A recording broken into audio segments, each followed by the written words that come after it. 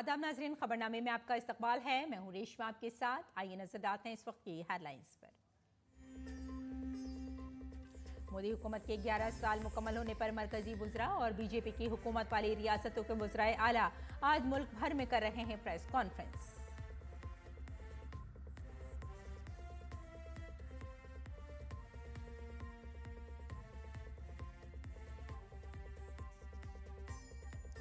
Delhi, Gujarat, UP, Tripura समेत कई रियासतों के वुज़राए आला ने मुख्तलिफ कामयाबियों का किया जिक्र।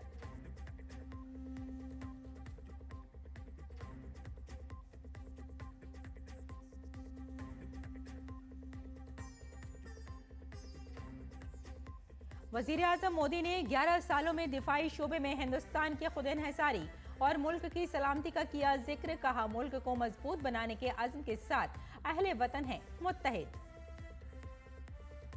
राजस्थान के टोंक में अलमनाक हादसा, बनास नदी में नहाते हुए 8 लोग डूबने से हलाक। सीएम भजन लाल ने किया इजहार अफसोस। गैर कानूनी बांग्लादेशी शहरियों के खिलाफ दिल्ली पुलिस की कार्रवाई, 66 बांग्लादेशी शहरी गिरफ्तार। इंटेलिजेंस मालूमात की बुनियाद पर खुसूसी ऑपरेशन के तहत की गई गिरफ्तारियां।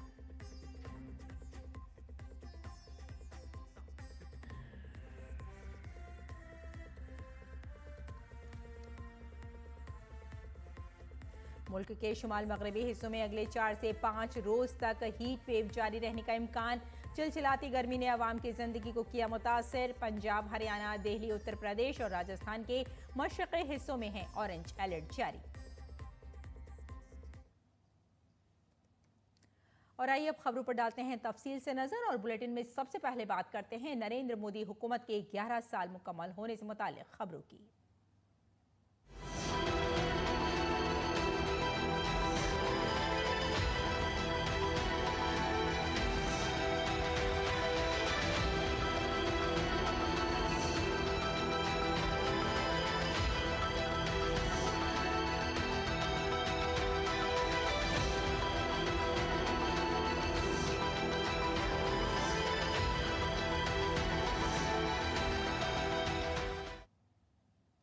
मरकज में मोदी हुकूमत ने 11 साल मुकम्मल कर लिए हैं। हुकूमत ने इस दौर में अंत्योदय तक पहुंचने के लिए किस तरह मुख्तलिफ स्कीमों को नाफिज किया और किस तरह हुकूमत ने मुल्क को हर मैदान में आगे बढ़ाया है, ऐसी तमाम कामयाबियों के बारे में बताते और हुकूमत के कामों का मुकम्मल हिसाब देने के लिए हुकूमत की जानिब से प्रेस कॉन्फ्रेंसेस की जा रही हैं, जिसमें हुकूमत की कामयाबियों को बताया जा रहा है।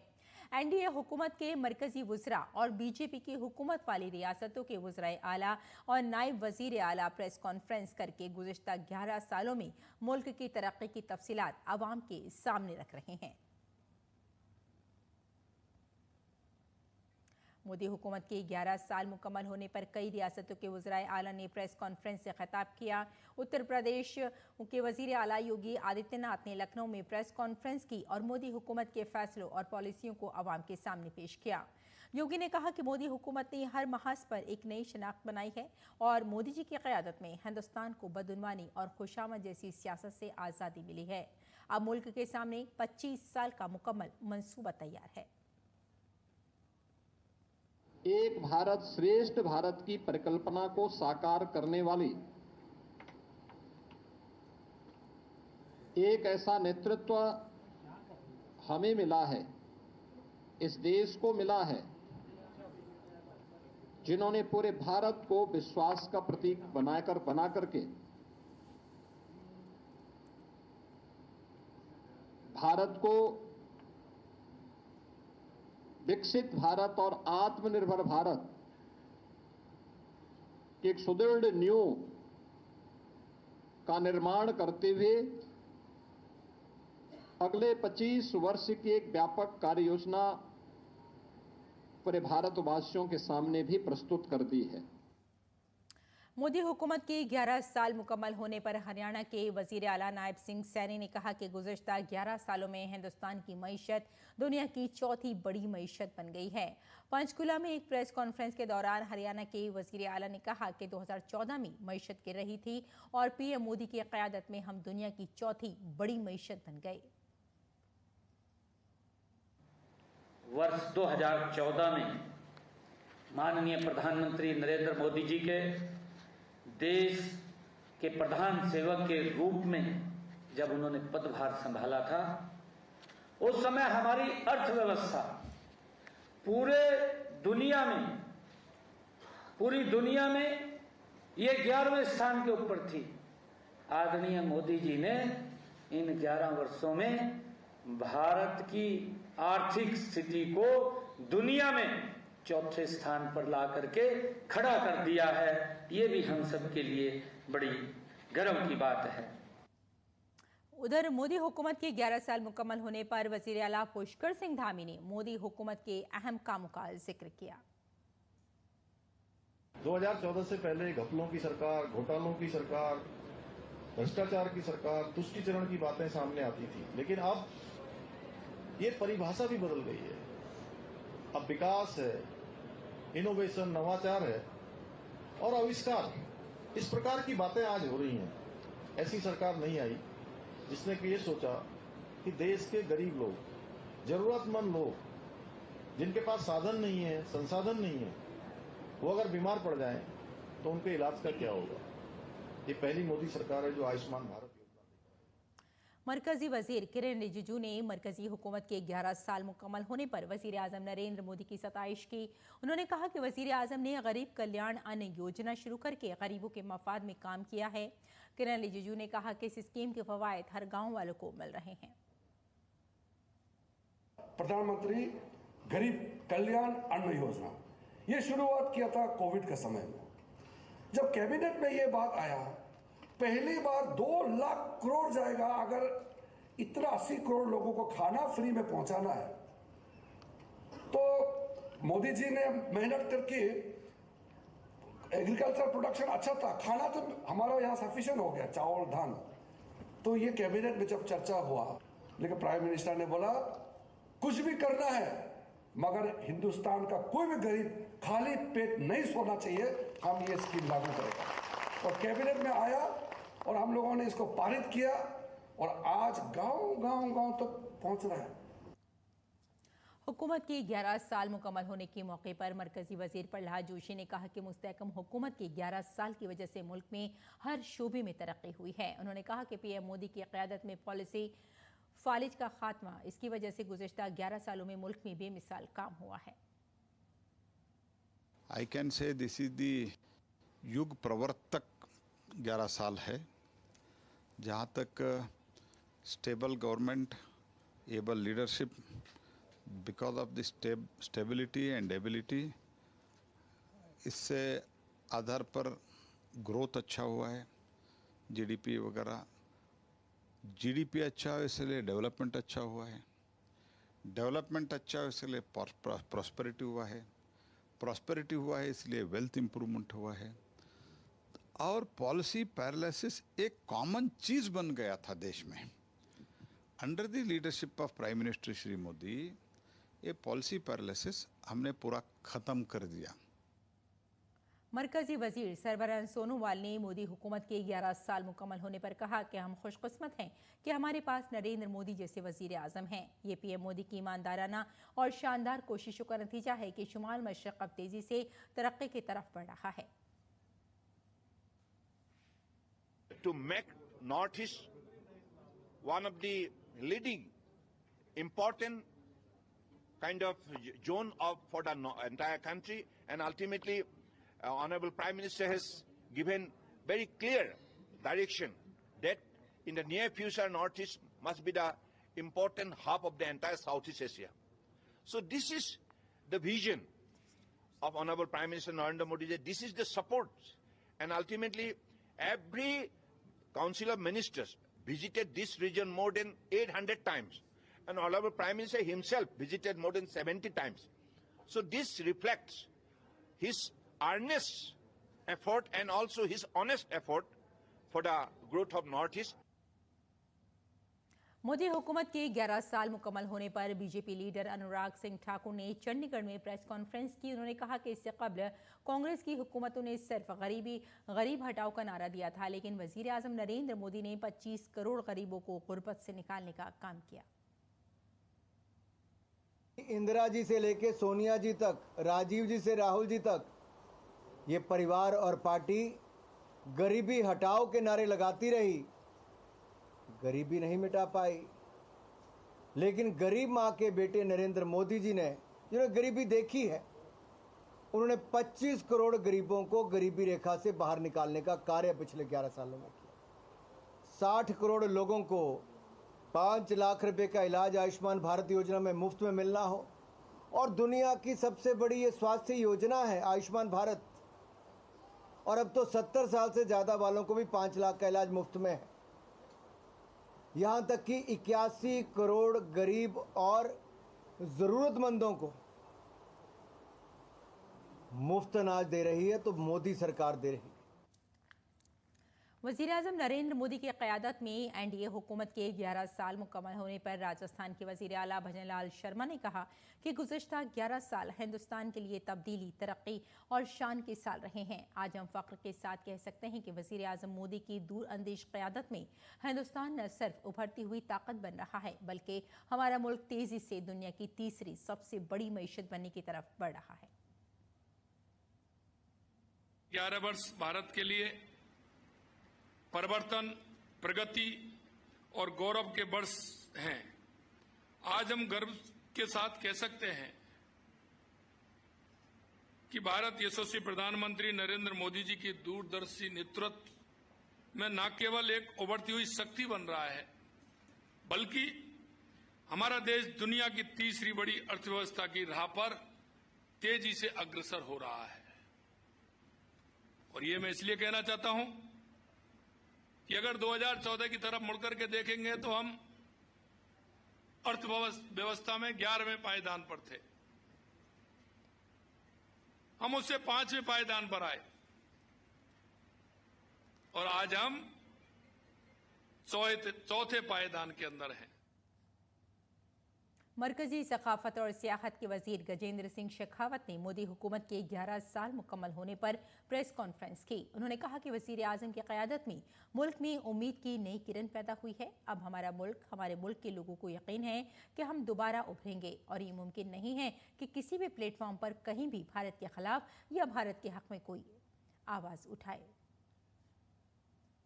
This 11 years transformative journey of our beloved country under the leadership of Prime Minister Modi have reinforced a new ray of hope and regenerated a confidence in the people of India that our country can be developed, that our country can become a Viksit Bharat. People of our country are confident that we will regain and we will re-emerge as the friend of the world, as a Vishwa Bandhu of the world. The India's image have been changed. Modi हुकूमत के 11 साल मुकम्मल होने के मौके पर मुल्क भर में कई तकरीबात मुनक़्क़िद की जा रही हैं। बीजेपी के दफातर को खुसूसी तौर पर सजाया जा रहा है। गुजरात के गांधीनगर में बीजेपी के दफ्तर में एक बहुत ही खूबसूरत रंगोली बनाई गई। वज़ीर-ए-आज़म नरेंद्र मोदी ने अपने दौरे इख्तिदार के 11वें साल में दिफाई शोबे में खुद कफील हिंदुस्तान का जिक्र किया और हिंदुस्तान को मजबूत बनाने के लिए हम वतनों के इत्तेहाद पर खुशी का इजहार किया। पीएम ने पैगाम में लिखा, गुज़िश्ता 11 सालों में हमारे दिफाई शोबे में नुमाया तब्दीलियाँ आई हैं और जदीदियत और दिफाई पैदावार के हवाले से खुद इन्हिसारी पर वाज़े तवज्जो दी गई है।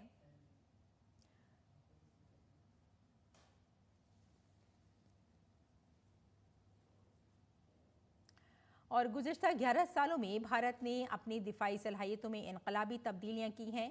भारत ने फ़ौजी क़ुव्वत को ब्रह्मोस मिसाइल, जदीद आबदोज़ों जैसी देसी टेक्नोलॉजी से मजबूत किया है। इसके नतीजे में भारत के ऑपरेशन सिंदूर ने पाकिस्तानी दहशतगर्द ढांचे की जड़ें हिलाकर रख दी हैं और इसकी फ़ौज को मुंह तोड़ जवाब दिया है। ऑपरेशन सिंदूर हमारे मुसल्लह अफ़वाज के बरसों के मुकामी अमल और मुश्तरका फ़ौजी ऑपरेशन की सलाहियत का अलामत है। ऑपरेशन सिंदूर की कामयाबी आत्मनिर्भर भारत पहल पर मबनी थी, जिसने मुकामी दिफाई सलाहियतों को फ़रोग़ दिया, जिसमें अब भारतीय मुसल्लह अफ़वाज में ज़्यादातर दिफाई साजो सामान मुकामी तौर पर तैयार किए जा रहे हैं। इसमें कॉमिकोज ड्रोन और ब्रह्मोस मिसाइल शामिल हैं।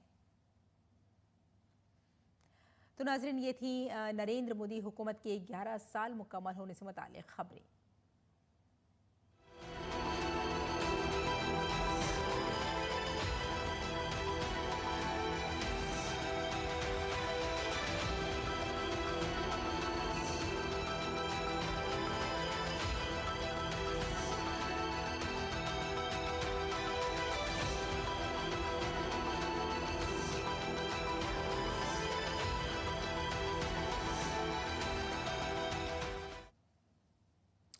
आइए आगे बढ़ते हैं। वजीर खारजा एस जयशंकर 7 रोज़ा गैर मुल्की दौरे पर हैं। अपने दौरे के दौरान डॉक्टर एस जयशंकर ने बेल्जियम और लग्जमबर्ग में मुकीम हिंदुस्तानियों से बातचीत की। उन्होंने हिंदुस्तान बेल्जियम ताल्लुकात की मुसलसल तरक्की और तरक्की में हिंदुस्तान के फ़ाल रोल को उजागर किया। उन्होंने आलमी सतह पर दहशतगर्दी से निपटने पर भी खुसूसी जोर दिया। डॉक्टर एस जयशंकर ने हिंदुस्तान बेल्जियम शराकतदारी की तारीफ की और सिक्योरिटी के लिए मुश्तरका अहदाफ बताए। A lot of things are happening in the world, particularly in respect of Europe itself, and there is much sharper interest in Europe to build ties, stronger ties with India. I think part of it is the direction in which the world is going. There is an increasing sense that look, all countries, I mean, in a way, you know what, we used to speak about Atmanirbhar Bharat. I think there is also Atmanirbhar Europe now in the making. They realize that, look, many of the problems of Europe have to be addressed by Europe itself, that they have to stand more on their own feet, and therefore they also need more friends. They need stronger relationships with other countries. Congress रुकन parliament Shashi Tharoor की क़यादत में भारतीय वफ्द operation सिंदूर के मामले पर America के कामयाब दौरे के बाद मंगल को दिल्ली वापस आ गया। डीडी न्यूज़ के नुमाइंदे विशाल बैरिस्टो के साथ एक खुसूसी इंटरव्यू में थरूर ने बताया कि हिंदुस्तान ने पाकिस्तान को दुनिया के सामने बेनकाब किया और दुनिया को बताया कि तमाम सियासी जमातें दहशतगर्दी के मामले पर एक साथ हैं। पाकिस्तान ने आपके स्टाइल को कॉपी किया, इंडिया ने जो अपना प्रतिनिधि मंडल भेजा, पाकिस्तान ने भी अपना एक प्रतिनिधि मंडल भेजा, फिर भी क्या रिएक्शन है आपका? हमारे तो सारे एमपीज थे और कभी कभी एक दो एक्स एम्बेसडर लोग भी आए हमारे साथ, लेकिन एमपीज का डेलीगेशन, प्रतिनिधि, जनप्रतिनिधि की डेलीगेशन फ़र्क है। और हम जितने देश के, हम तो 7 डेलीगेशन भेजे, उन्होंने मेरे ख्याल में एक ही भेजा या 2। हम तो बहुत सारे देश पे हमारे संदेश पहुंचा सका, वो लोग नहीं कर सके मेरे ख्याल में। और जहाँ हम गए, उदाहरण ले लो कि वॉशिंगटन में हम लोग एक ही समय थे। आप हमारे अपॉइंटमेंट्स का लिस्ट देख लीजिए और उनकी देख लीजिए, कोई कंपैरिजन नहीं है। तो मेरे ख्याल में अगर आप एक और दूसरी तरफ देखना चाहते हैं तो जिस किस्म से भारत ने अपना काम किया, मेरे ख्याल में पाकिस्तान नज़दीक भी नहीं आए। सर, कोलंबिया को कैसे आपने अपना स्टैंड रिवर्स करने के लिए बना लिया? बातचीत करनी चाहिए ना, लोगों को समझाना चाहिए। हम पहुंचते हुए ही हमारी एक प्रेस कॉन्फ्रेंस था, तो उसमें मैं एक सिग्नल भेज सका कि हम बहुत डिसअपॉइंटेड हैं, नाराज़ हैं। फिर उसी रात को एक प्राइवेट डिनर थे हमारे लिए, जो कोलंबिया की जो एक्स एम्बेसडर थी जहाँ थी, उन्होंने एक डिनर होस्ट की हमारे लिए, जहाँ फॉरेन मिनिस्ट्री के जो एशिया डायरेक्टर है वो भी शामिल थे। तब उनको अलग लेके बता सकते थे कि ये ठीक नहीं था, ये क्यों किया आप लोग, और वो समझे कि हमारा प्रॉब्लम क्या था। और अगले दिन था हमारा फॉर्मल मीटिंग, तो फॉर्मल मीटिंग के पहले मेरे ख्याल में वो बात करके समझाए थे बहुत स्पष्ट। मेरे जो ओपनिंग स्पीच थे, मतलब जो भाषण भी नहीं कहेंगे, जो ओपनिंग बातचीत थी इनके साथ, तुरंत जवाब में कहा कि हम इसको विड्रॉ कर रहे हैं। सर, आपके डेलीगेशन से एक नेशनल यूनिटी का भी एक्सप्रेशन गया है पूरी दुनिया में। सारे डेलीगेशन का यही मैसेज है कि हम सब एक साथ हैं, हम सब एक ही हैं। तो आपने सुना प्रतिनिधि मंडल के जो लीडर है शशि थरूर को, पूरी दुनिया ने इस बात को माना कि भारत जो बात कह रहा है वो बिल्कुल सच है और पाकिस्तान का झूठ बेनकाब हुआ है। कैमरामैन दुबे के साथ मैं विशाल बैरिस्टो, DD news, Delhi. Operation Sindoor की आलमी सतह पर तशहीर के लिए कुल जमाती वफूद के मुख्तलिफ ममालिक के दौरे पर हैं। बीजेपी के रुकन पार्लियामेंट रविशंकर प्रसाद ने कहा कि दुनिया को ये समझने की ज़रूरत है कि पाकिस्तान एक फ़ौजी जनरल गठजोड़ की गिरफ्त में है, जिसका घिनौना काम दहशतगर्द को बढ़ाना है, इसलिए कभी अमन कायम नहीं हो सकता।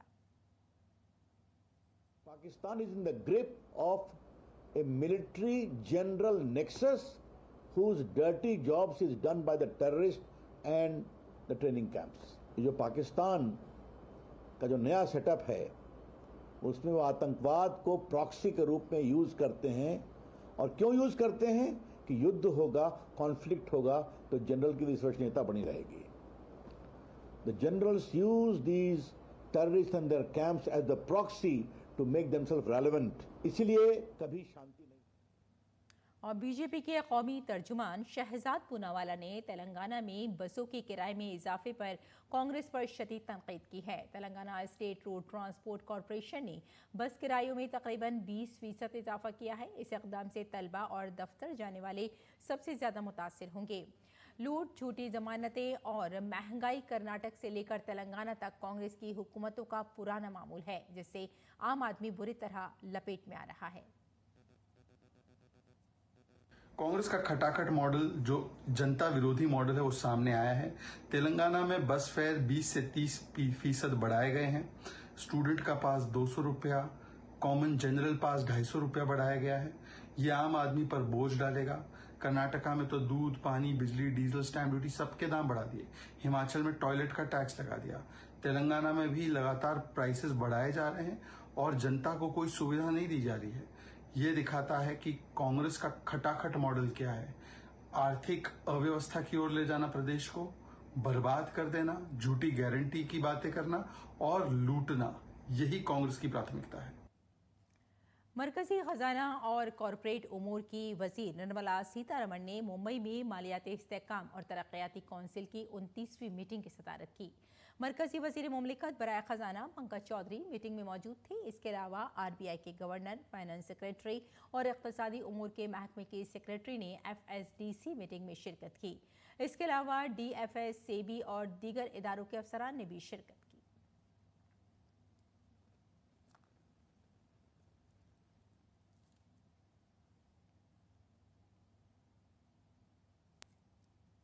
अगली खबर का रुख करते हैं। गैर कानूनी बांग्लादेशियों के खिलाफ देहली पुलिस की कार्रवाई जारी है। इस एपिसोड में नॉर्थ वेस्ट डिस्ट्रिक्ट पुलिस की फॉरेन ब्रांच ने दिल्ली में गैर कानूनी तौर पर मुकीम 66 बांग्लादेशी शहरियों को गिरफ्तार करके एक बड़ी कामयाबी हासिल की है। दिल्ली पुलिस के मुताबिक ये मुहिम शुमाल मशरक़ी ज़िले में गैर कानूनी तौर पर रहने वाले गैर मुल्की शहरियों की शनाख्त और गिरफ्तारी के लिए शुरू की गई थी। इसके तहत 2 खुसूसी टीमें तश्कील दी गई। इस खुसूसी ऑपरेशन के दौरान पुलिस स्टेशन भारत नगर और पुलिस चौकी NS मंडी थाना महेंद्र पार की हुदूद में छापे मारकर 11 खानदानों के कुल 66 बांग्लादेशी शहरियों को गिरफ्तार किया गया। और दिल्ली NCR समेत पूरे शुमाली भारत में चिलचिलाती गर्मी से कोई राहत नजर नहीं आ रही है। महकमा मौसमियात के मुताबिक शुमाल मगरबी भारत में अगले 4 दिनों तक गर्मी की लहर बरकरार रहने का इम्कान है। दिल्ली NCR में आज भी दर्जा हरारत 45 डिग्री सेल्सियस से ऊपर जाने की तवक्को है। महकमा मौसमियात ने इस खित्ते के लिए येलो अलर्ट जारी कर दिया है। मगरबी राजस्थान में शदीद गर्मी की लहर चल रही है और रात के दर्जा हरारत में इजाफे के पेश नज़र रेड अलर्ट जारी कर दिया गया है। मशरक़ी राजस्थान में गर्मी की लहर और गर्म रात जैसे दोनों ही हालात हैं, इसलिए वहाँ पहले से ही ऑरेंज अलर्ट नाफिज है।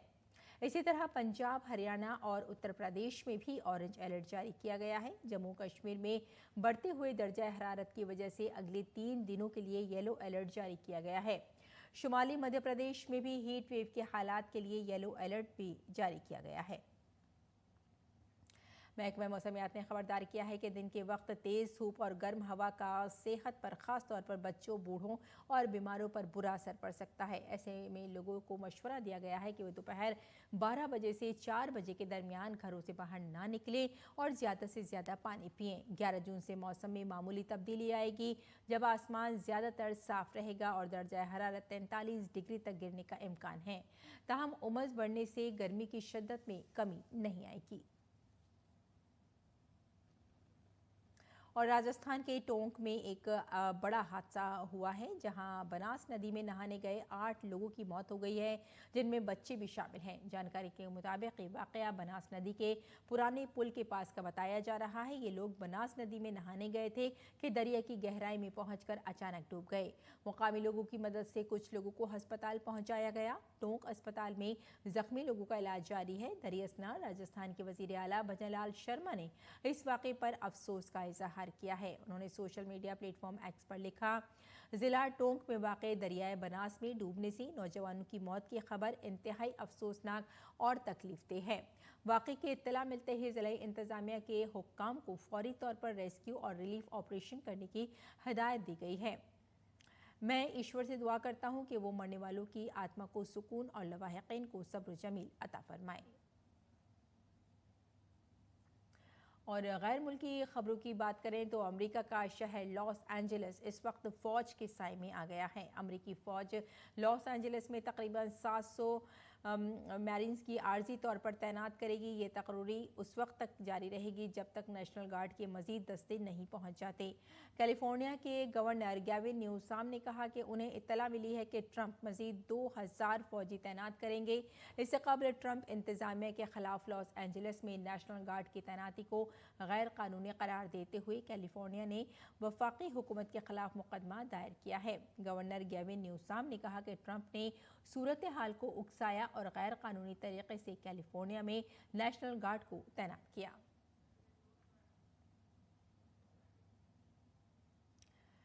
और खबरनामे में फिलहाल इतना ही। इजाजत दें। आदा।